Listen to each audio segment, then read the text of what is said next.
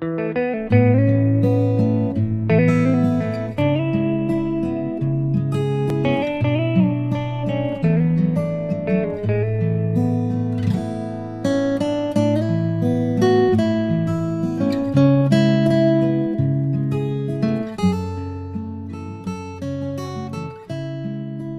quelqu'un m'aime, il gardera ma parole.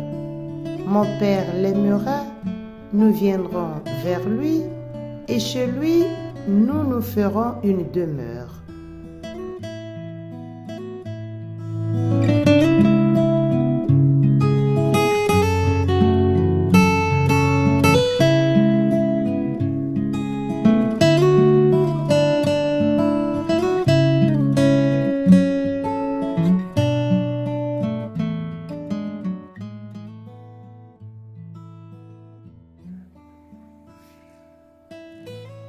Évangile de Jésus-Christ selon Saint Jean, chapitre 14, du verset 23 à 29.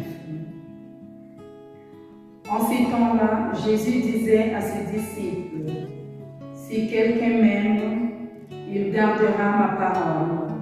Mon Père l'aimera, nous viendrons vers lui, et chez lui nous ferons une demeure. Celui qui ne m'aime pas ne garde pas mes paroles. Or, la parole que vous entendez n'est pas de moi. Elle est du Père qui m'a envoyé.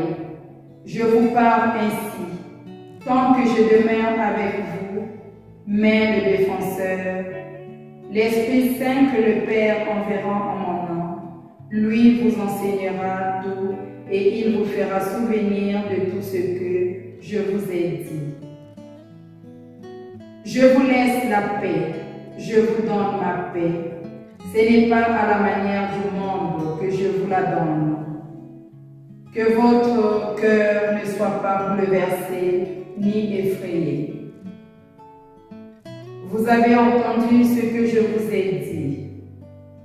Je m'en vais et je reviens vers vous.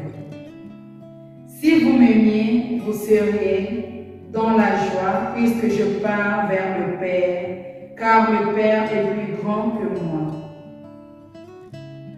Je vous ai dit ces choses maintenant, avant qu'elles n'arrivent. Ainsi, lorsqu'elles arriveront, vous croyez.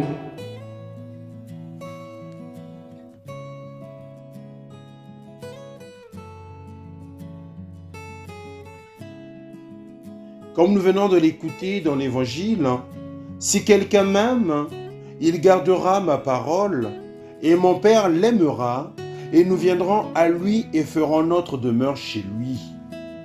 C'est la promesse que Jésus fait à ses disciples et à nous.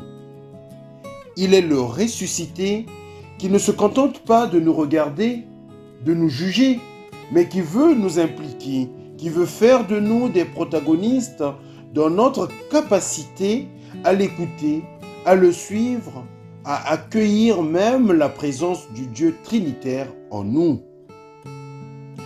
Cela exige l'obéissance, la foi, l'espérance, la charité. Ce n'est pas toujours facile. Et en fait, Jésus nous dit qu'il peut arriver que nous n'écoutions pas sa parole et qu'elle devienne une condamnation.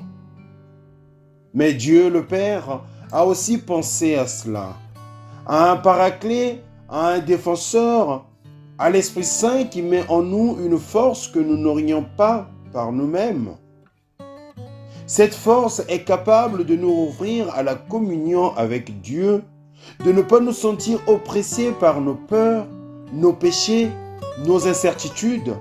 L'Esprit Saint nous rappelle l'amour de Dieu, nous fait réaliser combien Dieu nous aime et nous permet de revenir à une foi vivante, à une certaine espérance, à une charité plus assidue.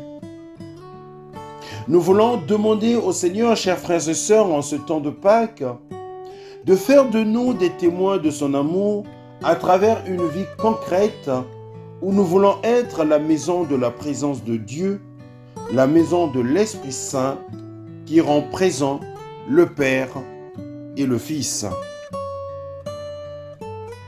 Cela se passe dans la prière, dans l'écoute de la parole de Dieu, par notre engagement dans la charité aussi. Nous demandons au Seigneur que nous soyons ainsi constamment éclairés par la grâce de l'Esprit Saint et capables de témoigner de son amour. Notre fondateur, Saint Paul de la Croix, écrivait ainsi à un confrère: « Ne résistez pas à la grâce de Dieu, mais soyez obéissants aux douces attractions de l'Esprit Saint. Dans le saint silence de la foi et du saint amour, recevez ce que Dieu vous donne. » Et après avoir achevé la prière, revenez pour tout déposer dans le cœur du Très-Haut.